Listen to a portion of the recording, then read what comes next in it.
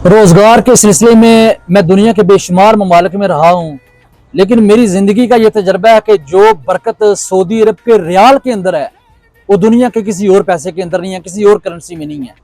मैं कोरिया में रहा हूँ, थाईलैंड रहा हूँ, ओमान रहा हूँ, दुबई रहा हूँ, कतर रहा हूँ और अब गुज़श्ता 12 सालों से सऊदी अरब हूँ। ये अपनी ज़िंदगी का तजर्बा आपको बता रहा हूँ।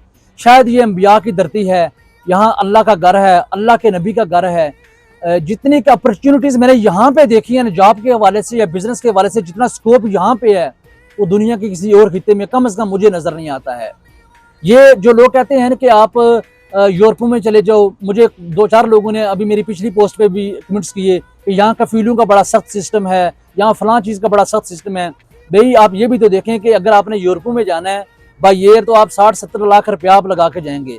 बरतानिया जाना है करोड़ करोड़ रुपया लोग लगा के जा रहे हैं। तो सऊदी अरब में आने के लिए जो है वो आपको चाहिए भी तो 6-7-8 लाख रुपया चाहिए, नहीं, इससे ज़्यादा तो नहीं चाहिए। बाकी जो आपके पास 50-60 लाख रुपया है वही 50-60 लाख लेके आप यहाँ के बिजनेस कर लें, कोई भी बिजनेस कर लें। मैं सब बिजनेस जो है वो इंशाल्लाह रोजाना के हिसाब से आपको बताया करूंगा। आप यहाँ होटल बना लें, यहाँ पे बकाला बना लें, यानी कि मिनी मार्केट जिसे पाकिस्तान में करियाने की दुकान कहते हैं, वो बना लें, कोई गाड़ी ले लें, हाइएस्ट ले लें, कोस्टर ले लें, कोई काम कर लें।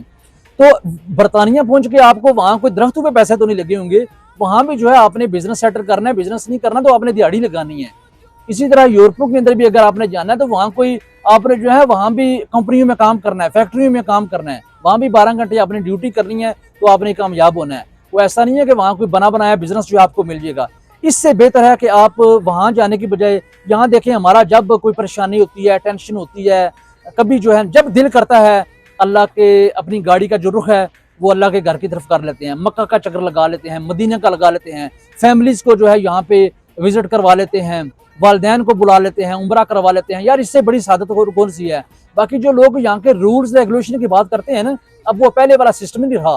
काफ़ी सारी जो है जिन लोगों के पास पैसा है, काफ़ी सारी यहाँ पे जो है हुकूमत ने नरमियाँ की हैं।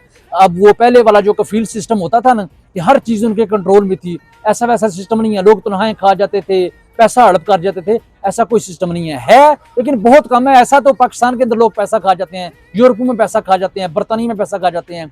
लेकिन अगर आप लीगल हैं और आप जो है सीधे चल रहे हैं, यहाँ का कानून भी आपको सपोर्ट करेगा, यहाँ की गवर्नमेंट भी आपको सपोर्ट करेगी और यहाँ के लोग भी आपको सपोर्ट करेंगे। लेकिन अगर आप जो है यहाँ पे इसको कहते हैं मिन्ना मिन्ना, अगर आप मिन्ना मिन्ना है तो फिर जनाब आपकी यहाँ क्या दुनिया के किसी कोने के अंदर भी चले जाएं आपके लिए कोई जगह नहीं है।